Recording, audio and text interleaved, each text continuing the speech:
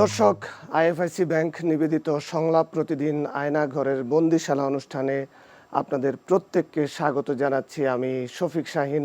আশা করি যে যেখানে আছেন ভালো আছেন, নিরাপদে আছেন। আমরা আমাদের এই অনুষ্ঠানে কথা বলি যারা বিভিন্ন সময়ে গুমের শিকার হয়েছেন, ফেরত এসেছেন তাদের সাথে। আমরা কথা বলি যারা এখনও গুমের শিকার হয়ে নিখোঁজ আছেন, সেই সমস্ত পরিবারের সদস্যদের সাথে আমরা কথা বলি।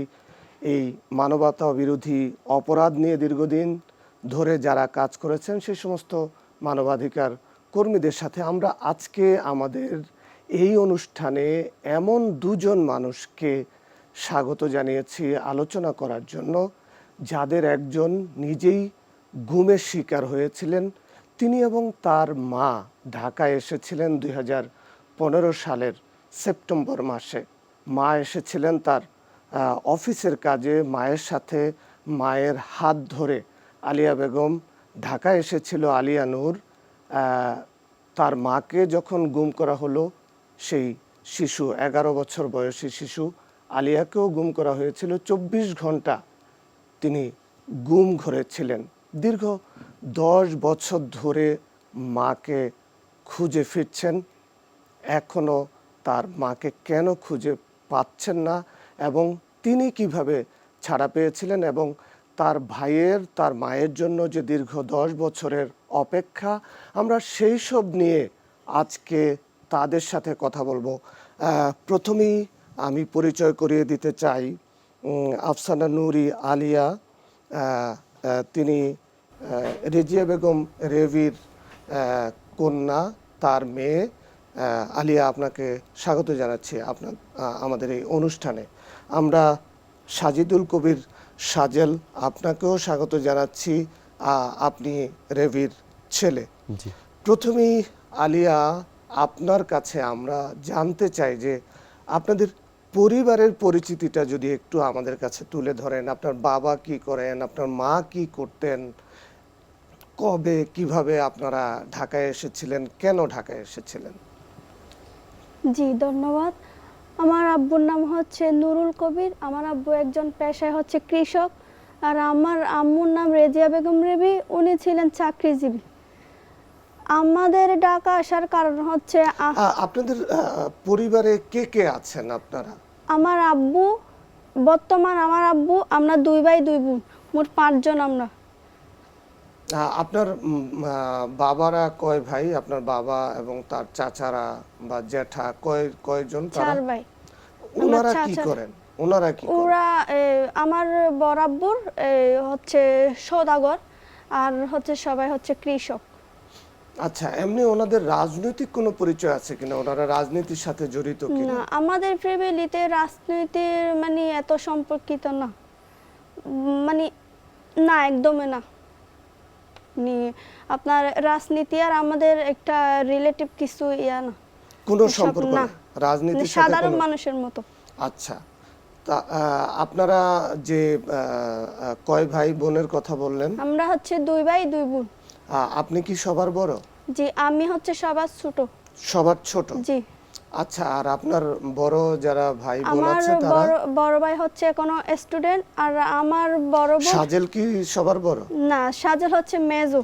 মেজো? জি, আমার বড় ভাই স্টুডেন্ট। আমার বড় আপু হচ্ছে এখন ম্যারিড, 1 বছর হচ্ছে বিয়ে দিয়েছি। আর আমার হচ্ছে মেজো ভাই, আর আমি হচ্ছে সবার লাস্ট ছোট।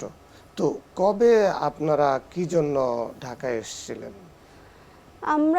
আমরা হচ্ছে আপনার 2015 সাল 9 সেপ্টেম্বর 21 তারিখে আমরা ঢাকায় এসেছিলাম। মামা আর আম্মু আর আমি 3 জনে আমরা ঢাকায় এসেছিলাম। মামা আসছে মামার পার্সোনাল কাজে, আর আমি আর আম্মু আসছি আম্মুর অফিসিয়ালি কাজে। আম্মুর কতগুলো চেক নিয়ে, কতগুলো মানে গ্রাহকের কতগুলো চেক নিয়ে আসছিলাম। আম্মুর অফিসে আসছিল। তো আমরা এসে মামার কাজে চলে গেছে। আমার আম্মুর কাজ সেরে আমরা বাসায় রওনা দেওয়ার জন্য হচ্ছে শ্যামলী কাউন্টারে বসছিলাম। কখন এটা হচ্ছে আপনার 22 তারিখ রাত্রে 8টা নাগাদ। সারাদিন আপনার মা আপনাকে নিয়ে তার অফিসের কাজকর্ম জি, সারলেন? সারাদিন হচ্ছে আমার আম্মু অফিসের কাজ করে, আর আপনার 2-3 দিন পর হচ্ছে আমাদের ঈদ ছিল, কুরবানির ঈদ। মানে আমাদের জন্য জামা কাপড় কিনে আমরা ওই দিনটা ওই রকম করে পার করে, তো আমার মামা মামা বলতেছে আপনারা শপিং করেন, আমি হচ্ছে আমার কতগুলো বাইকের জিনিস কিনে আছে ওইগুলা কিনতে যাই। ওইরকম বলে আমরা কাউন্টারে বসছি, বসে টিকিট কাটছি। কাউন্টারে বসার আগে, টিকিট কাটার আগে কল দিছে, একটা ফোন থেকে আননোন নাম্বার থেকে কল দিছে। কি কি কিনলেন সারাদিন ধরে আপনার মায়ের সাথে জি, আপনি? আমরা হচ্ছে ভাই বোন চারজনের জন্য আমরা শপিং করছি, জামা কাপড় কিনছি, আমার আব্বুর জন্য কিনছি। তো মানে বলতে গেলে ফ্যামিলি সবার জন্য কিনছি, মানে আত্মীয় স্বজনের জন্য কিনছি। মানে আমার আম্মু হচ্ছে মানে আপনার গরিব ওই রকম মানুষের জন্য কিনছি, মানে সমাজে। অসহায় মানুষদের জন্য। জি, এক কথায় অসহায় মানুষের জন্য।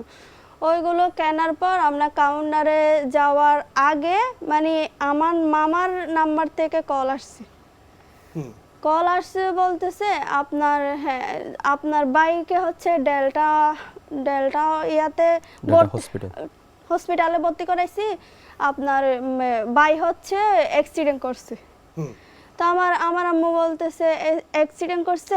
আমরা ওই গল্পটায় যাব, আমি একটু সাজেলের সাথে কথা বলে আসি। সাজেল, আপনাদের পরিবারটা কেমন? আলিয়া বলল যে আপনাদের যারা আছেন পরিবারের চাচা জেঠা তারা কেউ কোনো রাজনৈতিক দলের সাথে জড়িত না। আপনার মামার দিক থেকে কেউ কি কোনো রাজনীতি করে?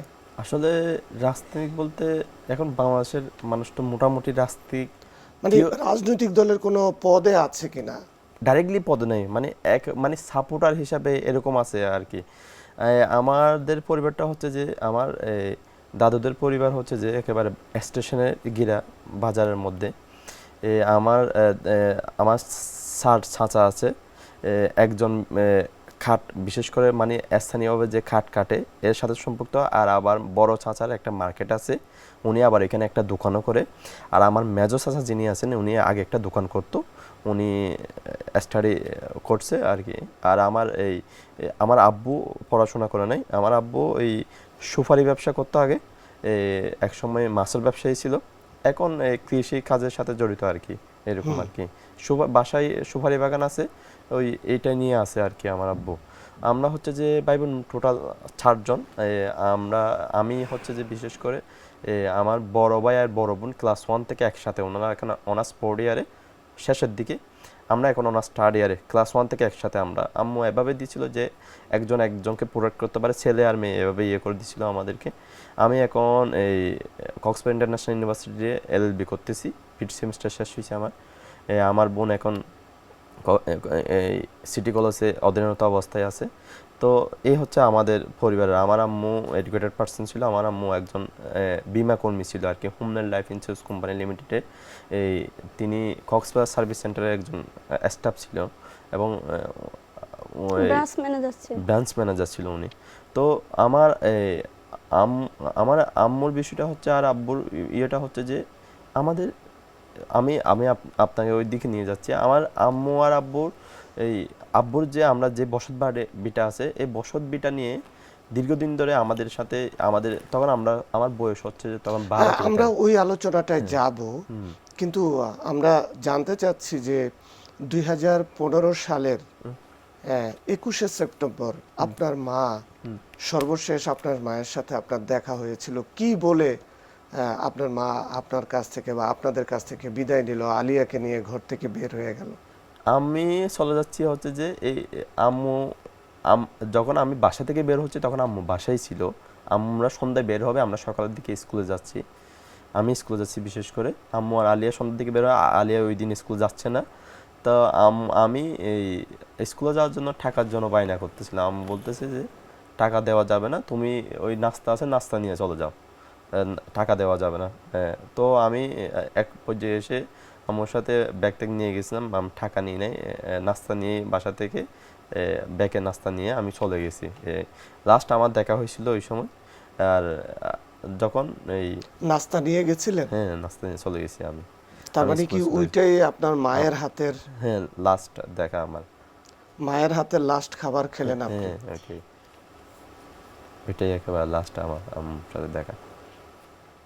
তারপরে ঢাকায় যখন আসলো পরের দিন 22শে সেপ্টেম্বর, সারাদিন থাকলো, সন্ধ্যা হলো, রাত হয়ে যাওয়ার মতো অবস্থা, তখন কি আর ফোনে কথাবার্তা হয়েছিল? ফোনে কথাবার্তা হয়নি এমনি। আমাদের এই এই খাবারের যে স্থান আছে তখন আব্বু কল দিতেছে, আমি শুনতেছি আব্বু বলতেছে আব্বুকে বলতেছে, আম্মু বলতেছে যে এ, আ- এই আমাদের দাদুর বাসায় মানে গরু কিনা হয়েছে কিনা, মানে যেহেতু 3 দিন পরে ঈদে। তা আব্বু বলতেছে আজকে ওই আমার বড় জ্যাঠা যিনি আছেন উনি খাটে গেছে, আজকে হয়তো বা কিনা কিনা হবে, আজকে সম্ভবত কিনা হবে। তোমরা কখন ব্যাক করতেছো? তো আম্মু বলতেছে আমাদের কাজ শেষ, আমরা এই কেনাকাটা করতে ঢুকছি, এই 7টা কিংবা 8টার দিকে আমরা রওনা দিব। তো আব্বু বলতেছে যে আম্মু বলতেছে সম্ভবত আমাদের তো হাতে টাকা নাই, আপনি আমাদেরকে মানে 1000 কিংবা 800 টাকা ওই টিকেটের টাকাটা যেটা আছে এটা একটু একটু আমাদেরকে একটু মানে বিকাশ করে দেন। তো আব্বু বলতে আচ্ছা ঠিক আছে তাহলে আমি বের হচ্ছি। তো আম্মুর সাথে এইটুকু কথা আব্বু বলতেছে, এটা আমি শুনছি। তারপর আম্মু আবার বলতেছে যে আমার মোবাইলে চার্জ নাই, যদিও বা আমি আমার নাম্বার থেকে যোগাযোগ না করি তাহলে জালাল আমার মামা যিনি আছে উনি নাকি বাইকের জিনিসপত্র কিনতে গেছে, উনি আসলে ওনার নাম্বার থেকে যোগাযোগ করবে, আমার মোবাইলে চার্জ শেষ হয়ে গেছে। আম্মুর কথা হচ্ছে যে এইটুকু। তো ওইদিকে আব্বু বাসার টাকা নিয়ে বের হয়েছে বিকাশে দেওয়ার জন্য। এইটুকু আমি মানে আব্বু বলতেছে, আব্বুর কথা আর আম্মুর কথাই মানে বোঝা যাচ্ছে মানে এই ধরনের কথা হয়েছে আর কি।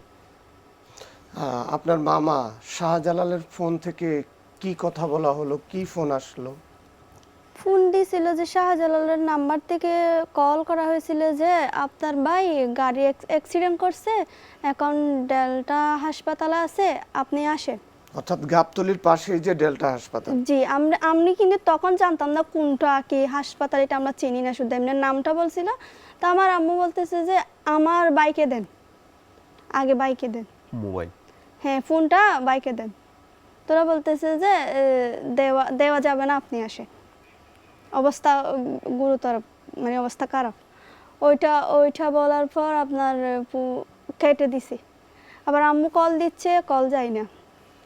তো আবার নাকি মানে পরে নাকি জানতে পারি যে আমার মামা থেকে ওই নাম্বারটা নিয়ে মানে আপনার দিছে, ট্রাক মানে কি বলে যে মানে ইন্টারনেটের মাধ্যমে কোথায় আছে জানা যায়, যে ওই রকম নাকি ফোনের কানেকশন দিয়ে মানে আমরা কোথায় অবস্থান আছি ওইটা নিয়ে নাকি আমাদের ওই শ্যামলী কাণ্ডারে যেখানে ছিলাম ওইখানে গেছে ওরা, মানে আপনাদেরকে ধরার জন্য। জি। অর্থাৎ তখন আপনার মামা শাহজালালকে আইন শৃঙ্খলা রক্ষাকারী বাহিনী ধরেছে, আমরা তারাই কারা ধরছে আপনাদেরকে জানি না। ফোন দিচ্ছে। জি তারাই আপনাদেরকে ফোন দিচ্ছে যে আপনারা কোথায় আছেন এটা জানার জন্য। জি অর্থাৎ তাদের দেখানো পথে যেন আপনারা যান, তাই জি তো? জি আলিয়া, তারপরে আপনারা বাস কাউন্টারে বসে আছেন, তারপরে কি ঘটলো? জি বাস কাউন্টারে আমরা আধা ঘন্টা বসছিলাম, মানে বসে দেখছি যে মানে কয়েকজন পুরুষ আর মহিলা আমাদেরকে ফলো করতেছে। এটা আমার আম্মু খেয়াল করি নাই, আমি খেয়াল করছি, কারণ আমি যেই সাইডে বসেছিলাম ওই সাইডে হচ্ছে আপনার গেট, ওদের মানে কাউন্টারের গেট। মানে ওরা মেয়েরা আচার কতগুলাকে এঁকে মানে আমাদেরকে এরকম এরকম মানে হাতের ইশারা দিয়ে দেখা দিচ্ছে ওই ছেলে কতগুলাকে। তো আমি কতক্ষণ দেখছি, মানে আমার কীরকম লাগতেছে। তো আমি আম্মুকে বলতেছি যে মানে কারা যেন আমাদেরকে মানে ইশারা করে কীরকম করতেছে, আপনি দেখেন। আম্মু বলতেছে কি বলিস, আমাদের কেন ইশারা করে কি দেখা দিবে? ওইটা বলে আম্মু এত ওইটাকে পাত্তা দেয় নাই। তো আপনার 1 ঘন্টা আমরা হচ্ছে 10টায় 10:30টায় আমাদের ছিল বাস। হ্যাঁ বাস ছিল। আমরা তো আমাদের অপোজিটে একটা আপনার টাইমার ছিল, একটা বড় একটা গড়ি ছিল। তা আমায় তখনকার 8টা মানে 7:30টা 8টা ওই রকম।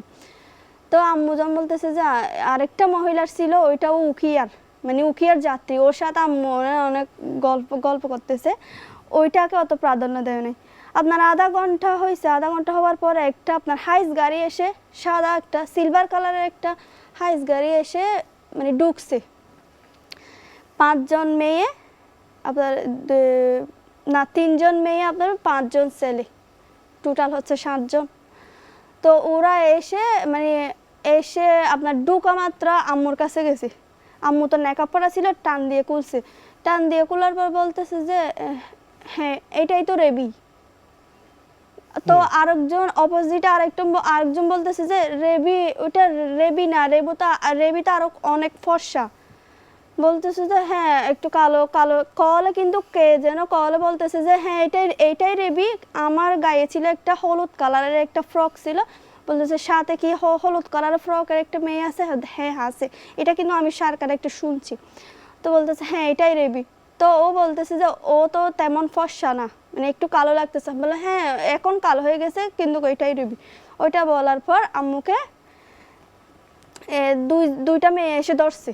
তো আমি বলতেছি কি হয়েছে, আমাদেরকে কেন এমন করতেছে? আম্মু জান বলতেছে কি হয়েছে, আমাদের কি অবস্থা করতেছে? তো আমাদের যে কাউন্টারে যে বসা ছিল ও বলতেছে কি আমাদের যাত্রীকে এরকম করতেছেন কেন?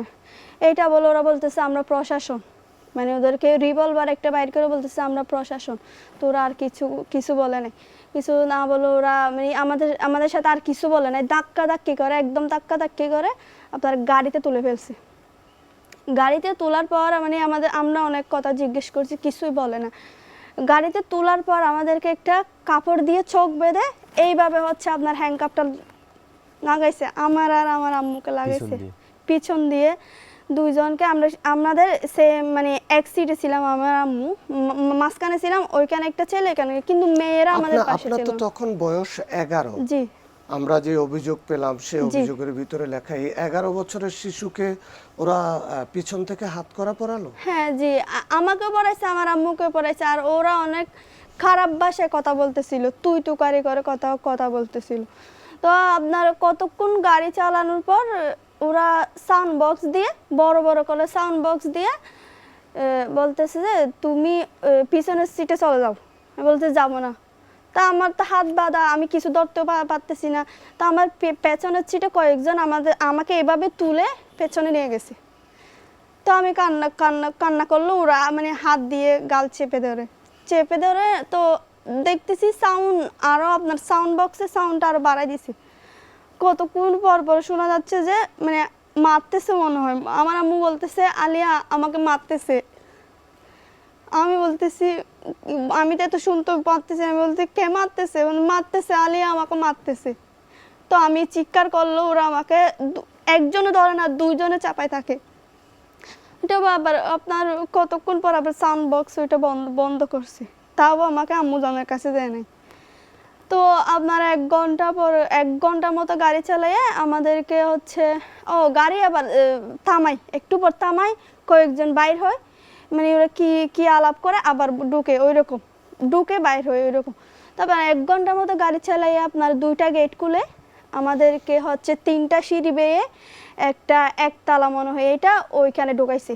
ঢুকানোর পর একটা সোজা একটা গলদি, এই সাইডে হচ্ছে আরেকটা রুম। যে আমি দেখতে পাচ্ছি যে আমার এইটা হচ্ছে আপনার ডিলা হয়ে গেছিল, মানে এভাবে তাকাইলে আপনার দেখা যায়। আম্মু জানাটা কিরকম আমি জানি না, কিন্তু আমারটা ডিলা হয়ে গেছে। ওই কান্না করছি, টানাটানি করছি, ওইটার জন্য মনে হয়। দেখতেছি যে আমাদেরকে যে ইয়াতে ঢুকানো হয়েছিল ওই সাইডে হচ্ছে একটা বড় রুম, মানে একটু দেখছি আর কি। দেখানোর পর সুজা নিয়ে গিয়ে আমাকে একটা সেল ঘরের মতো টানাতে থাকে না, কর্নার একটা সেল ঘর, এমনকি আমরা বসে পা শুদ্ধ ইয়া করতে পারিনি, ওই রকম অবস্থা। এটা খুবই ছোট রুম ছিল। হ্যাঁ অনেক ছোট, মানে আমি তো 11 বছরের ছিলাম, আমি শুদ্ধ পা মানে সোজা করে বসতে পারিনি, ওই রকম ছোট। আর একটা হচ্ছে আপনার ইয়া একটা বিছাই দিছিল, বস্তা একটা বিছাই দিছিল, চাউলের বস্তা। ওইখানে ছিলার পর তখন যারা আমাদেরকে আনছিল তখন ওরা দিয়ে চলে গেছে। একটা মহিলাকে আমাদেরকে দেখাশোনার জন্য দিয়ে গেছিল। তো ওই মহিলাটা রাত্রে আপনার আমরা তো মানে আমরা নামাজের আজানের আওয়াজ শুনতেছিলাম, এশারের অনেক পর একটা মহিলা আসছে, বলতেছে এগুলা খেয়ে নেন। আমাদেরকে খাবার দিছে, কি খাবার এটা আমরা জানি না, আমাদের চোখ বাঁধা, হাত বাঁধা, বলতেছে এটা খাবো না। তা আমি বলতেছি এইটা কি জন্য আনছেন, এটা খাবো কিভাবে? ওই রকম বলে মানে আমি এভাবে এটা ফালাই দিছি, মানে যেভাবে পারি আমি ফালাই দিছি। তো ওই মেয়েটা বলতেছে হ্যাঁ শুনো, আমারও তোমাদের জন্য মায়া লাগতেছে, কিন্তু আমার কিছু করার নেই, এটা আমাকে বলা হয়েছে। তাই বলতেছি যে আন্টি বলেন আমরা কোথায় আছি, কি জন্য আনছে? বলছে আমি কিছুই বলতে পারবো না। ওইটা বলার পর উনি চলে গেছে। রাত হয়ে গেছে, আমরা তো রাতভর শুনতেছি, গাড়ির আওয়াজ শুনতেছি। আপনার ফজরের আজান দিচ্ছিল, ওইটা শুনতেছি। আজানটা হচ্ছে আমার পেছন দিক দিয়ে সাউন্ড আসছিল, শোনার পর দেখতেছি। আবার ওই দিন আবার রাত্রে আমাদেরকে আমার আম্মুকে মারাও হয়েছিল ওইখানে। মারছে যে একটা ছেলে, একটা পুরুষ আমার আম্মুকে মারছে ওইখানেও। কি বললো, কেন আপনাদেরকে কেন নিল? আমাদেরকে কেন নিল, এটা এটা গাড়ি, এটা তো মানে যেদিন রাত্রে নিয়ে গেছিল সেদিন কিছু বলে নাই, মানে কিছু জিজ্ঞেস করলে কিছু বলে না। তো ওই দিন ওরা রাত্রে মেরে আমার আম্মুকে চলে গেছে। মানে আপনি শুনতেছেন যে আপনার আম্মুকে মারতেছে? হ্যাঁ, আমার সামনেই মারতেছে। হুম। আমি কিছু করতে পারিনি। কেন কিছু করতে পারলেন না, ফেরাতে পারলেন না, ধরতে পারলেন না, না? আমার আম্মুকে মারতেছিল আর আমাকে বাইরে নিয়ে আসছিল। আপনার হচ্ছে ওই কারাগারের কতগুলো গ্যারেঞ্জ আছে না, ওই রকম ওইটার সামনে আর কি, সেলঘরের সামনে আমি বাইরে ছিলাম, আমার মুখে ভিতরে একটা, যতটুকু আমি আন্দাজ করতে পারি এটা পুরুষ। তো মারতেছিল, আবার ও মেরে চলে গেছে। চলে আমি আবার ওইখানে আমার আবার ঢুকাইছে। আমার আম্মু বলতেছে, আলিয়া দেখ আমার আঙ্গুল এটা ফেটে কীরকম হয়েছে। তা আমার ওইটা তো ডিলা, আমি দেখতেছি যে আমার আম্মুর ব্লাড এখানে হয়েছে বের হয়ে। তা আমি চিৎকার চেঁচামেচি করতেছি। ওই মেয়েটা এসে বলতেছে যে বোন আমি কিছু করার নাই, তুমি কান্না করলেও এখানে কিছু হবে না, তুমি যেরকম আছো ওইরকম বসে থাকো। কিন্তু আমার আম্মুর কোনো আওয়াজ নাই, কোনো কান্না নাই, মানে আমার আম্মু কীরকম করে বসে আছে। শুধু বলতেছিল কি জানেন, বাসায় তোকে যদি ছেড়ে দেয়, আম্মু তোকে যদি ছেড়ে দেয় বাসায় যাবি, সুন্দর করে থাকবি, পড়ালেখা করবি, মানে ওই রকম টাইপের কথা বলতেছিল। আপনার রাতটা পার হয়ে গেছে, দিন আসছে। দিনের পর আবারও সকালে আমাদেরকে রুটি টুটি কতগুলো দিছে, তাও চোখ খুলে দেয় নাই। আবার কতক্ষণ বেশি রিকোয়েস্ট করার পর বলতেছে চোখ খোলা যাবে না। দেখতেছি আমার আম্মুর হাত ফুলে, আমার আম্মু কান্না করতেছিল। তা আমি তো আম্মুর পাশে ছিলাম, মানে এরকম গায়ে দেখতেছি আমার আম্মুর এটা পুরা ভিজা, কান্না করতেছে। বলতেছি কি হয়েছে, বলতেছে আমার হাত বেশি ব্যথা করতেছে। তা আমি চোখটা একটু করে দেখতেছি আমার আম্মুর হাত একটা ফুলে এত বড় বড় হয়ে গেছে। তা আমি চিৎকার করতেছিলাম। চোখের বাঁধনটা তো হালকা ছিল, ঢিলা ছিল, কি দেখলেন ওখানে? আমি ওই সেলঘরে, মানে সেলঘরের পাশে একটা টেবিল ছিল ওদের, মনে হয় ওরা কি মানে কাইতো এরকম। টেবিলের পাশে একটা বেসিন ছিল, বেসিনের সাইডে একটা আপনার জানালা ছিল। জানালাটা এমন ছিল যে মানে একটা পর্দা দিছিল, এটা বাতাসে উঠতেছে আর যাইতেছে উঠতেছে। তখন বাতাসের যেটা একটা ছিদ্র থেকে আমি দেখছি যে র্যাবের গাড়ি, কালো গাড়ি, র্যাব লেখা আছে। তা আমার আম্মুকে বলতেছি যে আম্মু এখানে তো গাড়ি দেখা যাচ্ছে। বলে কীরকম গাড়ি? আমি বলছি কালো গাড়ি, র্যাব লেখা আছে। তো আমার আম্মু বলতেছে যে র্যাব তুই বারণ করতো। তখন আমি হচ্ছে আপনার 5-এ, তো র্যাব বারণ করছে। আমি বলতেছি আর র্যাবই, বলছে হ্যাঁ তাইলে এইটা আমাদেরকে মনে হয় র্যাবে আনছে। তো আমার আম্মুর এই অবস্থা হচ্ছিল যে আম্মু থাকতে পারতেছে না। তো আমি বলতেছি যে আমাকে কুলে দিয়ে না, আমার আম্মুকে কুলে দেন। তো বলতেছে যে তোমার চাবি আমাদের কাছে আছে, কিন্তু তোমার আম্মুর চাবি হচ্ছে আপনার হেডকোয়ার্টারে। ওইটা বলার পর আবার আম্মুর বাথরুম আসছে। আমি বলতেছি বাথরুম আসছে তাইলে একটু হলে খুলে দেন, আমি আমার আম্মুর বাথরুম আমি করাবো। ওইটা বলার পর কার যেন কল দিছে, একটা মানুষ আসছে। মানুষটা হচ্ছে একটা দাড়ি লাল কালারের একটা শার্ট পরছে। আমি কিন্তু দেখছি, কারণ আমাদেরকে যেখানের রাখছিল ওইখানের দরজা যেটা আছে ওইটা হচ্ছে আমাদের সামনে। তা আমি দেখছি যে ওইটা খেয়াল করছে উনি। খেয়াল করার পর উনি কি করছে, একটা পদ্মা মুড়ায় ফেলছে। আর মেয়ে যেটাকে আমাদের দায়িত্বে রাখছিল ওরে মানে গালিগালা করতেছে, ও কিভাবে এগুলা কি ওদের এটা ডিলা কিভাবে হয়েছে ওইরকম করতেছে। তো উনি আবার এসে আমার চাবি দিছে। চাবি দেওয়ার পর আমি আমার আম্মুকে নিয়ে ওয়াশরুম করাতে বাইর হয়েছি। যে তখন দেখতেছি একটা র্যাবের মহিলাদের অনেকগুলা হসপিটালের মতো সিট, একটা বড় রুম, অনেকগুলা র্যাবের মেয়ে, এমনকি র্যাবের পোশাক পরা ছিল। ওরা কয়েকজন পোশাক পরা, কয়েকজন শুয়ে আছে, কয়েকজন বেসিনে আছে, ওই রকম অবস্থা। তো ওদের আমার আম্মুর বাথরুম আমি করাইয়ে আবার চলে আসছি। চলে আসার পর আম্মুকে বলতেছি আম্মু হ্যাঁ ওরাই র্যাব হবে। তো আম্মু বলতেছে তাইলে তো র্যাব মানে আমাদের এলাকার ওয়াশরুম করার জন্য আম্মুর হাত খুলে দেয় নাই? হ্যাঁ আমার আম্মু তো হাত খুলে নেয় না, আমি ওয়াশরুম করাইছি আমার আম্মুকে।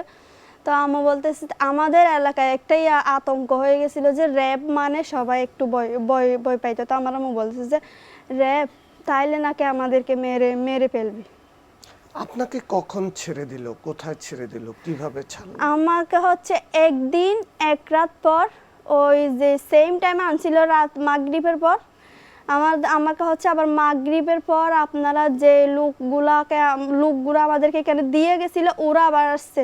ওরা আবার এসে আমাদেরকে মাগরিবের আজানের পর আবারও গাড়িতে উঠাইয়ে আম্মুকেও সাথে দুইজনকে উঠাইয়ে 1 ঘন্টার মতো গাড়ি চালিয়ে আপনার বলতেছে যে গাড়িতে হ্যাঁ তোমাকে 800 টাকা দিব না। এটার আগে আমি বলতেছি যে আপনারা আমাদেরকে কি জন্য আনছে, কিছুটা একটা আছে কি জন্য আনছে।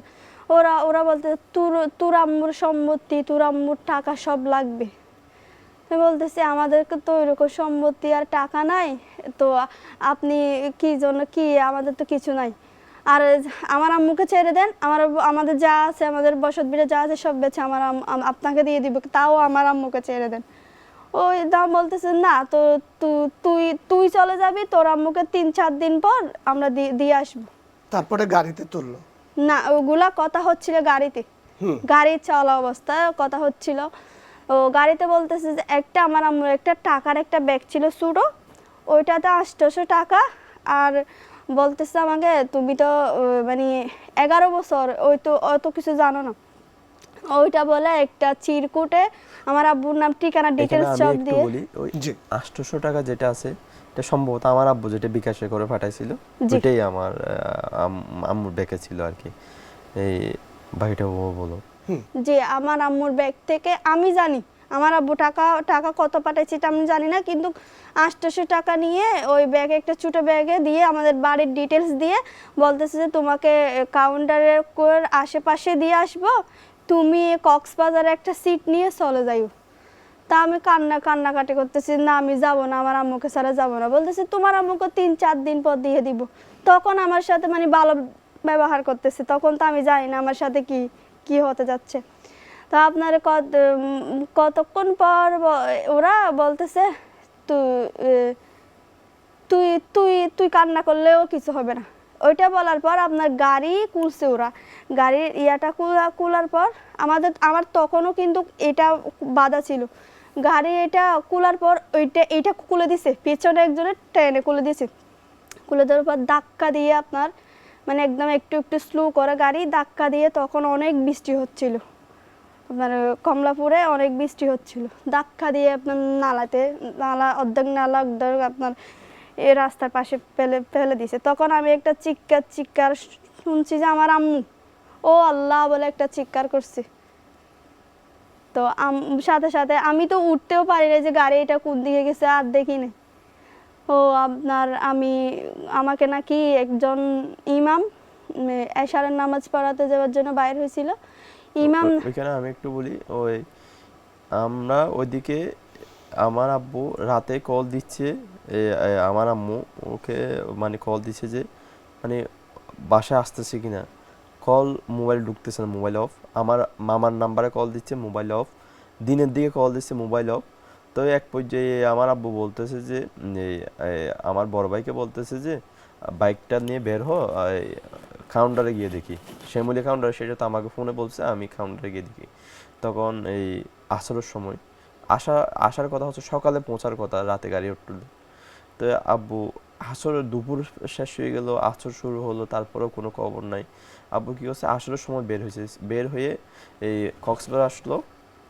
আমার বাসা হচ্ছে যে কক্সবাজারে ইনানির আগে। তারপরে কাউন্টার থেকে কি বললো? ওই কাউন্টার থেকে আপনার এই আমার কাউন্টারে যখন আমার আব্বু দেখা করতে, তখন বলতেছে একটা সিট খালি আসছে গাবতলী থেকে এখানে, এরকম একটা সিট খালি আসছে। আব্বু আবার বাসায় চলে আসলো। বাসায় চলে আসার পর বাসায় ঢুকছে, এইমাত্র একটা আননোন নাম্বার থেকে কল আসছে। কল আসার পর এই মানে কাঁদো কণ্ডে ও কথা বলতেছে আব্বু। ও বলতেছে যে আব্বু ওই আমাদেরকে এরকম এরকম গতকালকে গাড়ি কাউন্টার থেকে নিয়ে গেছিল, একদিন একলা রাখছে, আম্মু ওকে অনেক মারধর করছে, আমাকে এখন গাড়ি থেকে ধাক্কা দিয়ে এখানে ফেলে দিছে, আমাকে এই আঙ্কেলের সাথে কথা বলেন, এই আঙ্কেল আমাকে উদ্ধার করছে। তো তখন ওই আঙ্কেলের সাথে কথা বলতেছে, ওই আঙ্কেল নাকি পাশে একটা মসজিদের ইমাম, উনি বলতেছে যে আপনার মেয়ে অজ্ঞান অবস্থায় রাস্তায় পড়ে আছিল, ওই হাঁটু পরিমাণ পানি ছিল, পানিতে পড়েছিল, আমরা ওইখান থেকে 2-4 জনে এনে ওনাকে সুস্থ মানে জ্ঞান ফিরাইছি, উনি এখন আছেন, আপনারা কাউকে আপনাদের যদি কোনো আত্মীয় স্বজন ঢাকাতে থাকে তাহলে আপনারা পাঠান। তখন আমরা সবাই তো ওইদিকে কান্নাকাটি শুরু করে দিচ্ছি বা ইয়েতে বাসাতে, আম্মু এটা শোনার পর। আপনাকে মসজিদের ইমাম উদ্ধার করলো, তারপরে আপনার বাবা রওনা দিল, তারপর কি হলো? আমাকে ইমাম করে আপনার কাউন্টারে গেছি, আমরা কাউন্টারে গিয়ে আমরা আমাকে মানে আব্বু ওরা আসার পর ইমাম থেকে নিয়ে হ্যাঁ ইমাম থেকে নিয়ে, হ্যাঁ আমাকে হচ্ছে আব্বু জিম্মা দিতেছিল, হ্যাঁ ওরে একটু রাখেন, আমরা সকালে আসতেছি, সকালে পৌঁছাচ্ছি ওইটা বলে। আর কাউন্টারের যে ম্যানেজার ছিল ও আমাকে বলতেছে মানে এটা তো কাউন্টার তো বন্ধ করা হবে, তাইলে ইমামের মানে মসজিদের ইমামের একটা রুম আছে ওইখানে থাকুক। তো ওরা কয়েকজনে গিয়ে আমাকে ইমামের ঘরে থাকছি, আমি দেখছি সকালে আমার আব্বু, আমার বড় ভাই, আমার একটা কালো জামাই, ওরা গেছে।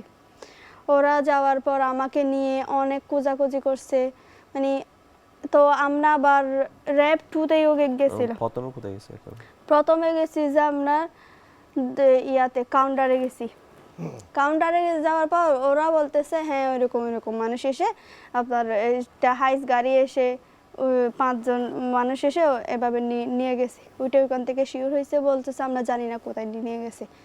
ওইটার পর আপনার অনেক জায়গায় গেছি, কারণ ঢাকা শহরে আমরা তো কিছু চিনি না, এমনি যাচ্ছি।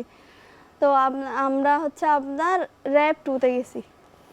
র্যাব 2-তে এখানে আমি একটু বলি, আমি যতটুকু জানি, ওই আব্বু আর বড় ভাই ওনাকে উদ্ধার করার পর প্রথমে কাউন্টারে গেছে। কাউন্টারে গিয়ে ওনাদের থেকে যখন কাউন্টারে যারা আছে ওনাদের থেকে যখন কোন বাহিনী নিয়ে গেছে, তখন ওনারা স্পষ্টভাবে কিছু বলতে পারতেছেন না, যেহেতু ওনারা সিভিলে ছিল। তো তখন আব্বু আর বড় ভাই যেভাবে পারে এভাবে প্রথমে একটা থানাতে গেছে, এটা হচ্ছে যে একটা থানাতে গিয়ে একটা জিটি করছে ওই আওতাধীন যে কিন্তু এরিয়া। আলিয়া তো জানে যে তাকে মানে ওনাদেরকে র্যাব নিচ্ছে। হ্যাঁ, কিন্তু ওই আপনারা র্যাব 2-তে গেলেন, তারপরে র্যাব কি বললো? র্যাব 2-তে গেছি। র্যাব 2-তে গিয়ে মানে আমরা গেছি, মানে ওরা আমাদের কথা শুনতে চায় না, কি বলে এগুলা। তো ওদের গেট থেকে ঢুকতেছিলাম, ঢুকার পর দেখতেছি একটা মানুষকে আমি চিনে ফেলছি। মানে আমি বলতেছি যে হ্যাঁ আমি ওই লোকটাকে চিনি, এটা বলার পর আমাদেরকে গেট থেকে ধাক্কা দিয়ে বাইর করে দিছে র্যাব 2 এর হ্যাঁ লোকজন? র্যাব 2-তে। তার মানে আপনাদেরকে যে বা যারা তুলে নিয়ে গিয়েছিল এবং নামিয়ে দিল, এবং ওই যে আপনাকে যে 24 ঘন্টা রাখলো, তখন আপনি ওই লোকটাকে দেখেছেন? জি। এটা বলার সাথে সাথে আপনাকে ওরা আমাকে ধাক্কা দিয়ে, মানে আমাকে না সবাইকে ধাক্কা দিয়ে বের করে দিছে। এটা র্যাব 2 এর অফিস কোথায়? এটা হচ্ছে আপনার আগারগাঁও। আগারগাঁও শেরেবাংলা কৃষি বিশ্ববিদ্যালয়ের পাশে যেটা? হ্যাঁ। আচ্ছা, সেখানে কি আপনি ওই যে টর্চার সেলের যে আপনি চেয়ার, ইলেকট্রিক শক দেওয়ার যে চেয়ার, সেগুলি কি আপনি কোনো কিছু দেখেছিলেন? না। কোনো কিছু দেখেন না? প্রধান উপদেষ্টা যে গেল সেইখানে কি আপনি, তারা যে দেখলো, আপনি কি সেই ঘর চিনতে পেরেছিলেন? জি। কি আলামত সেখানে আছে? ফার্স্ট অফ অল হচ্ছে আপনার জানালা, আর তিনটা সিঁড়ি, আপনার জানালা থেকে গাড়ি দেখা যাচ্ছে ওইরকম আছে। আপনার ঢোকার পর হচ্ছে একটা বড় একটা হল রুমের মতো সিট, কিন্তু এখন আগের মতো নাই, কিন্তু এই সব বোঝা যাচ্ছে। ওরা যে নতুন প্লাস্টার করছে এটাও বোঝা যাচ্ছে, টয়লেট বোঝা যাচ্ছে, মানে এগুলা দেখে আমি চিনছি। আর আমাদের যে জায়গাতে রাখছিল ওই জায়গাটাও মানে শনাক্ত করতে পারছি। মানে ওই আপনার এই যখন আমরা গুম কমিশনের কাছে আমি এসে অভিযোগটা দিছি, আমি 5 আগস্টের পর আমি আমার বোনকে নিয়ে, আমার বড় ভাইকে নিয়ে আমি বলি যে আমি এই ডকুমেন্টগুলো আমি একেবারে আমার যখন এই বয়স মানে আস্তে আস্তে ইয়ে হচ্ছে, আমি একদিন আমার আম্মুকে খুঁজে বের করবো এরকম বলে আমি একটা একটা ডকুমেন্ট সবগুলো ফিল আপ করে রাখছি, মানে যে কোনো সময় যে একটা মানে সুযোগ পেলে আমি বের হয়ে যাব বাসা থেকে। তো আমি ওনাদেরকে নিয়ে ঢাকাতে আসি। ঢাকাতে আসার পর আমরা বিভিন্ন জায়গায় এই ডিজিপির প্রধান অফিসের সামনে আমরা এই আপনি অবরোধ কি করলাম। গিয়েছিলেন প্রধান উপদেষ্টা যেদিন গুম ঘর দেখতে গেল? জি আপনি সাথে জি ছিলেন? আমি সাথে কি ছিলাম। বলেছেন, কি দেখলেন, কি আলামত খুঁজে পেলেন সেখানে? আলামত হচ্ছে আমি মানে যে জায়গাটাতে আমাদেরকে রাখছিল ওইটা শনাক্ত করতে পারছি। মানে আপনার সিঁড়ি বলেন, সেলঘর বলেন, আপনার নতুন প্লাস্টার করছে যে ওইটা কিন্তু ওরা আগের মতো রাখছে কিন্তু একটু চেঞ্জ পরিবর্তন করছে। করে ফেলছে। হ্যাঁ, ওইটাই আমি ডক্টর ইউনূস সাহেবকে মানে ওইটা শনাক্ত এটা করেছি। প্রধান উপদেষ্টা মহোদয় যাওয়ার আগে আমাদেরকে কমিশন এর আগে একবার নিয়ে গেছিল কেসের তদন্ত ক্ষেত্রে, তখন আমরা গিয়েছি। ওনার জবানবন্দিগুলো তো আগেই থেকে মানে আমরা লিখিতভাবে দিয়েছি। লিখিতভাবে উনি যা যা দেখছে এগুলো এখানে লিখিতভাবে আছে। তো ওনাকে বলতেছে আমাদের প্রথমে র্যাব 4-এ নিয়ে যাওয়া হয়েছে। বলতেছে যে আমাদের কমিশনের যিনি লিটন স্যার আছেন, নাবিলা ম্যাম আছেন, ওনার সাথে ছিল। ওনারা বলতেছে যে আপনারা এই ওনাকে বলতেছে আর আমাকে বলতেছে আপনার বোনকে নিয়ে আপনার বোনের যে কক্ষগুলো দেখছিল, যে সিঁড়িগুলো দেখছিল, যে জানালাগুলো দেখছিল এগুলা খুঁজে পান কিনা, চিনেন কিনা দেখেন। উনি র্যাব পরে প্রত্যেকটা ভবনে ঢুকছে। উনি বলতেছে যে এই এই জায়গায় আমাদেরকে আনা হয়নি, এটার সাথে মিল নাই। মিল নাই। তারপরে আমাদেরকে বলতেছে আচ্ছা সমস্যা নাই, তোমাদের আরেকটা জায়গাতে নিয়ে যাব, এরকম বলে র্যাব 2-তে নিয়ে আসা হয়েছে। র্যাব 2-তে নেওয়ার এন্ট্রি নেওয়ার সাথে সাথে উনি বলতেছে যে এই যে মেজেটা আছে, এই 4-8-এর যে মেজেটা আছে, যখন আমাদেরকে ঢুকাইতেছিল তখন আমরা ওই 4-8-এর মেজেটা আমি তো নিচে দেখতেছি, 4-8-এর মেজেটা আমি ইয়েতে এটা কিন্তু প্লাস্টার করা না, হ্যাঁ, এটা ইট কতগুলা বসায় বসায় ইয়া করছিল তখনকার। তখন উনি কি বলতেছে সেটা বলেন তো একটু। এটা হচ্ছে আপনার মানে ফ্লোরটা হচ্ছে আপনার একদম প্লাস্টার করা না, এটা হচ্ছে ইট বসায় বসায় লাল লাল রঙের ইট বসে। আমি ঢোকার পর বলতেছি হ্যাঁ আমি এরকম দেখছি। তারপর ওনার দ্বিতীয় পয়েন্টে গিয়ে তারপর উনি বলতেছে যে এই দুটো সিঁড়ি দিয়ে আমি উপরে উঠছি। তারপর ভিতরে ঢুকছে, ভিতরে ঢোকার পর উনি বলতেছে আমার বাম পাশ দিয়ে বড় একটা হল রুমের মতো ছিল যেখানে মহিলাদের থাকার স্থান দেখতেছে, মহিলাদের একটা থাকার স্থান ছিল। তখন লিটন স্যার একজন স্টাফকে জিজ্ঞেস করতে এটা কি আগে মহিলাদের থাকার স্থান ছিল? হ্যাঁ এটা আমাদের মহিলাদের থাকার স্থান ছিল। তখন বলতেছে আমাদের এই কর্নারে রাখা হয়েছে। ওই কর্নারে তখন ওই অবস্থানে ওই কর্নারের সামনে দিয়ে অস্ত্রাগার করে ফেলছে। তখন উনি বলতেছে এই দেওয়ালটা ছিল না। তো তখন তাহলে কি পরিবর্তন আনা হয়েছে সেখানে? নতুন নতুন দেওয়াল করছে, এটা আপনার বোঝা যাচ্ছে নতুন, যেটা নতুন দেওয়াল করছে। আর জানালাটাও বড় বড় করা হয়েছে। আর জানালা আগে ছোট ছিল। হ্যাঁ ছোট ছিল, ছোট বলতে মাঝারি সাইজের ছিল, এখন অনেক বড় করছে ওরা, ওইটা চেঞ্জ করছে। সেটা কি ভাঙার দৃশ্যটা আছে বা হ্যাঁ পরিবর্তনটা? এখনো আছে, এখনো আপনার বাড়াইছে যেটা আছে ওটা বোঝা নতুন যায়। প্লাস্টার। হ্যাঁ এটা বোঝা যায়, এটা আপনার যারা গেছে তারা ছবিও তুলছে, আপনাদেরও ছবি আছে, এটা সবগুলা মানে নতুন করছে যে ওইরকম এরকম বোঝা যাচ্ছে। উনি যখন কমিশনকে বলতেছে যে এখানে জানালাটা এরকম ছিল না, তখন জানালা দেখতেছে নতুন লাগাইছে। তো এখন জানালা ছিল না বলতেছে, আবার এটা ভিজিট করার পর আমাদেরকে পিছনে নিয়ে যাওয়া হয়েছে। পিছনে নিয়ে যাওয়ার পর পিছনে ওই যে ছেলেদের যেটা ইয়ে ছিল, আয়নাঘর ছিল যেখানে চেয়ারটা পাইছিল, তখন উনি বলতেছে আমাদের জানালাটা এরকমই ছিল। উনি বলতেছে আর সেম ডিজাইনের জানালা, আবার পেছনের যেগুলো আছে আপনার স্টোর রুম করে ফেলছে, এগুলো এখন ওই সেম জানালা আবার ওইখানে আছে, স্টোর রুম করছে যে রুম এগুলোতে আছে। তখন আমি কমিশনকে এই লিটন স্যারকে বলতেছি স্যার জানালাটা এরকমই ছিল নাকি? ওরকম দেখাতে ওই যেটা সিআর উন্মোচন হয়েছে সেটা সর্বপ্রথম আমার চোখে এটা ধরা পড়ছিল আর কি। তখন আমি লিটন স্যারকে বলতেছি ওই জানালাটা, লিটন স্যার বলতেছে এই ফুলুস ভাই যিনি ছিল ওই জানালাটা একটা আপনি ছবি তার মানে ওই চেয়ারটা কি আপনি তখন দেখতে পেয়েছিলেন আপনাকে যখন রাখছিল?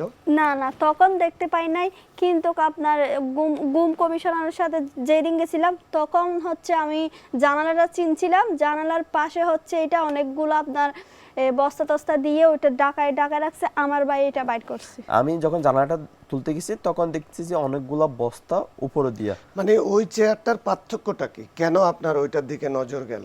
না আমি ওই চেয়ারটা দেখতে যাইনি, আমি দেখছি জানালাটা দেখতে। জানালাটা দেখার পর বলতেছি যে ওই সামনে যে কক্ষটা আমরা দেখলাম উনি তো শনাক্ত করে বের হয়েছে। তারপর আমরা পিছনের দিকে গিয়ে দেখতেছি যে মানে আদৌ এখনো কেউ আছে কিনা। তখন এই তো ওনারা বলতেছে যে স্যার এখানে পুরুষদের রাখা হতো, এখানে ছেলে মেয়েদেরকে রাখা হতো না, আপনারা প্রথমে যেখানে দেখছেন ওইখানে মেয়েদেরকে রাখা হয়েছে। তখন আমরা ওই ওই ওই জায়গায় গিয়ে আমি স্যারকে বলতেছি স্যার ওই জানালাটা নাকি, ও বলতেছে যে স্যার আমরা ওই জানালাটা দেখছি। আমি জানালাটার পাশে যাওয়াতে দেখতেছি কতগুলো বস্তা চাপানো একটা আপনার চেয়ারের মতো একটা জিনিস। আমি বলতে স্যার এখানে একটা চেয়ার নাকি দেখা যাচ্ছে। তো আমাকে বললো তুমি এটা টেনে বের করো। আমি টেনে বের করছি, এটা আমার কাছে ভিডিও এখনো আছে। আমি টেনে বের করছি, টেনে বের করার পুলিশ ভাই এটা আপনার ধুলাবালি ছিল, ফেফার দিয়ে এটা ফেফার দিয়ে দৌড়ে এটা বের করছে, বস্তাগুলো নিয়ে ফেলছে। বস্তাগুলো হচ্ছে যে খালি বস্তা, খালি আপনার মানে এই চেয়ারটার বিশেষত্বটা কি, এটা আলাদা কেন এই চেয়ারটা? আমরা আমরা যা দেখতেছি ওনারা হচ্ছে একেবারে পিছনে স্টোরুম যেগুলোতে ছিল, ওই স্টোরুমে ওই চেয়ারটা নিয়ে গিয়ে মানে বস্তা চাপাই রাখছে। মানে এই চেয়ারটা দিয়ে কি করা হতো, মানে এই চেয়ারটার দিকে নজরটা কেন গেল, বা এই চেয়ারটার বিশেষত্বটা কি, এটা স্পেশাল কেন চেয়ারটা? এই চেয়ারটা মূলত হচ্ছে যে নজর বলতে চেয়ারটা হচ্ছে যে এটা চেয়ারটা একটু স্বাভাবিক চেয়ার, বেশি, স্বাভাবিক মানে চেয়ারের অস্বাভাবিক চেয়ারের টাইপের। মতো না। আমরা স্বাভাবিক চেয়ার হয়তো বা কাঠের দেখা যায়, না হয় ব্যাটের দেখা যায়। এই চেয়ারটা পুরোটা হচ্ছে স্টিলের। তারপর ওই চেয়ারটা উনি বলতেছে যে চেয়ারটা উদ্ধার করা, তখন যখন আরো বস্তাগুলো বের করে দেখতেছে যে চেয়ারগুলোতে পিছনে একটা মোটরের মতো আছে, তারপর হচ্ছে পুরোটা স্টিল। আবার এই ছাড় জায়গায় মানে নিচে দুইটা মানে বেল্ট আছে। বেল্ট দড়ি, আছে, হ্যাঁ, উপরে হাত দুটো পা বেল্ট আছে। বাঁধার জন্য। তখন এই লিটন স্যার বলতেছে যে এই চেয়ারে আমাকে বসাই দেখে, আমি যে দেখতেছি মানুষের যে যেভাবে নির্যাতন করা হয়েছে, নিশ্চয়ই এই চেয়ার দিয়ে নির্যাতন করা হয়েছে, আমি একটু বসে দেখতে চাই। নুন লিটন স্যার নিজেই এটাতে বসছে, সেটার ভিডিও আছে আপনার? আমার জি। কাছে আছে। ওকে, আমরা একটু যেতে চাই আর একদম। একটা কথা বলতে চাই, জি। চেয়ারের যে আপনার বস্তাগুলো চাপাইছিল, আমাদেরকে যেখানে রাখছিল সেল ঘরের যে বস্তার উপর আমরা বসছি, ওই রকম বস্তাও বস্তা। পাইছি চেয়ারের উপরে, সেম ডিজাইনের এটা বস্তা। এটা হচ্ছে যে ওনাদের রেশনের যে বস্তা আছে, এই ওনারা বস্তা। উনি কিন্তু প্রথম দিকে র্যাপ আপনাকে পরে পাই নাই আমরা। প্রথম দিকে আপনাকে বলছে যে আমাদেরকে ওই মেঝেতে একটা বসার জন্য একটা বস্তা দেওয়া মেঝেতে হয়েছে, বস্তা বিছিয়ে কিন্তু দেওয়া ওই হয়েছিল। চেয়ারের উপরে ওই বস্তা দেওয়া ছিল। জি উনি বলতেছে এই বস্তাগুলো আমাদেরকে তৎকালীন দিয়েছিল উনি জি। আমরা একটু গোড়ার দিকে যেতে চাই। আপনার মাকে কে বা কারা কেন টার্গেট করলো, কি অপরাধ আপনার মায়ের যে দীর্ঘ 10 বছরেও আপনার মাকে আপনারা পাচ্ছেন না, কাদের চক্ষুশূল আপনার মা? আমাদের বসত বিটা যেটা আমরা বর্তমান আছি, ওইটা নিয়ে অনেক বছর হচ্ছে ঝামেলা চলতেছে। কাদের সাথে? মানে বসত বিটা মানে অন্যজনের দাবি করতেছে আমাদের পাশে, আমাদের এলাকার। তাহলে আপনার মায়ের গুমের সাথে এই বসত বিটার কি সম্পর্ক, কি প্রমাণ আপনার কাছে আছে? এখন কথা হচ্ছে যে আমাদের যাদের সাথে ঝামেলা চলতেছে তারা এলাকার খুবই প্রভাবশালী।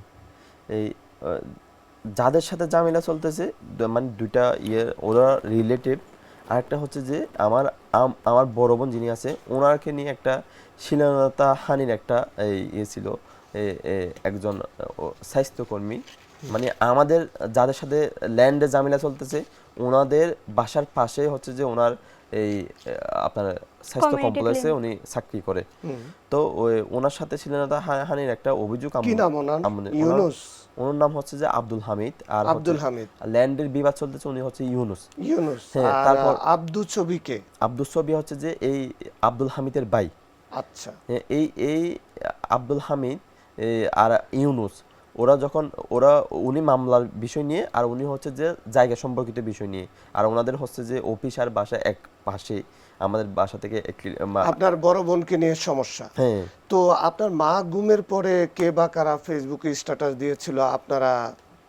সর্বপ্রথম যখন আমার বোনেরকে কল দিছিল, যে মানে কল দেওয়ার আগেই ঠিক আগ মুহূর্তে আমাদের একেবারে বাসার পাশে একজন মানে আমাদের বোন লাগে, রিলেটিভ আর কি, উনি এসে বলতেছে যে দোকানে ওই ইউনুস যিনি আছে, উনি বলতেছে যে দোকানে ইউনুসে বলতেছে যে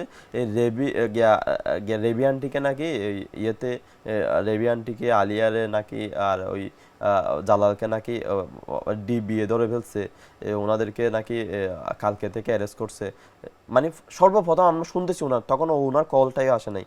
তো আমি বলতেছি কে বলতেছে, ওই তার মানে সেই হিসাবে আপনারা সন্দেহ করছেন যে আপনার মায়ের গুম এবং বোনকে আটক, আপনার মামা না, শাহজালালকে আটকের সাথে এদের একটা যোগসাজশ আছে। এরপর আরো আলামত দেখেন, জি, কি আলামত আছে আমরা সংক্ষেপে করব, একদম শেষ পর্যায়ে আছে।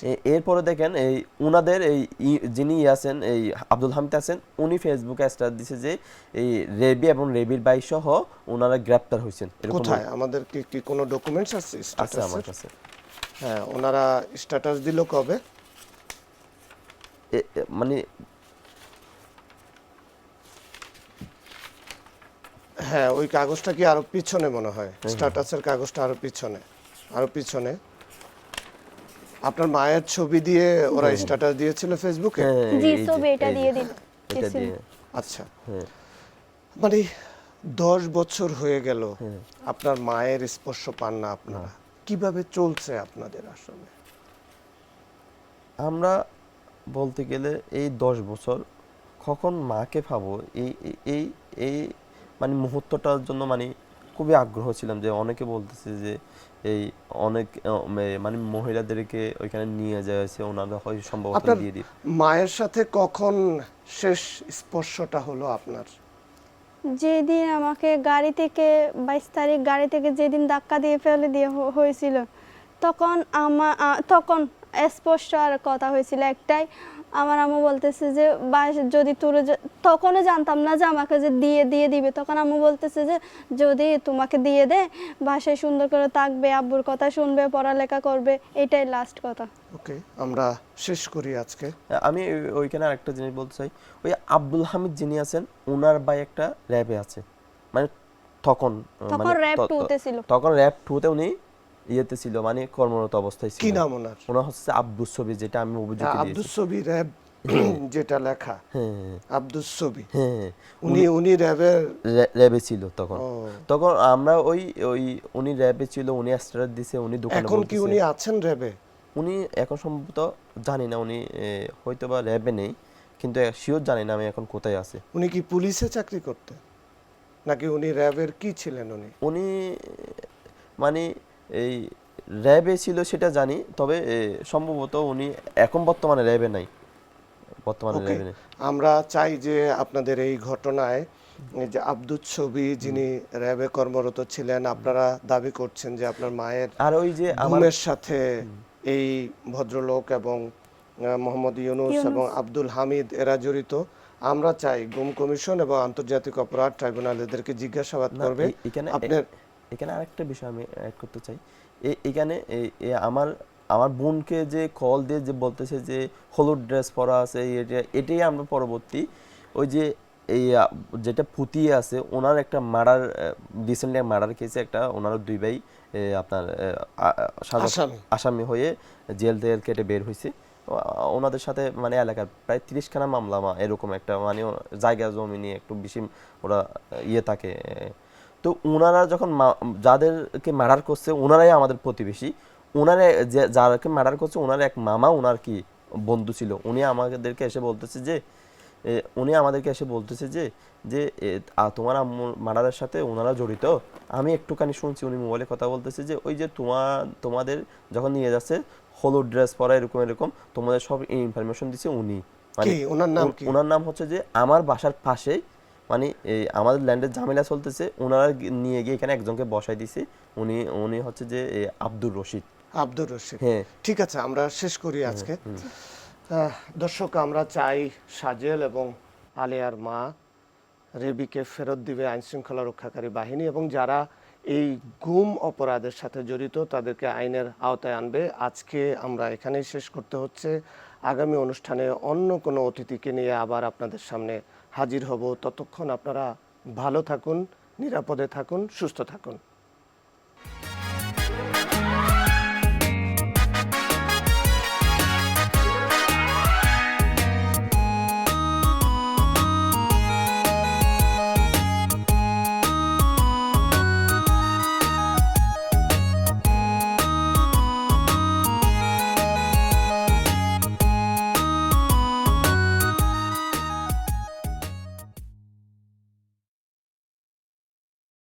এই ঈদে জামা জুতো অ্যাক্সেসরিজের ডিসকাউন্ট।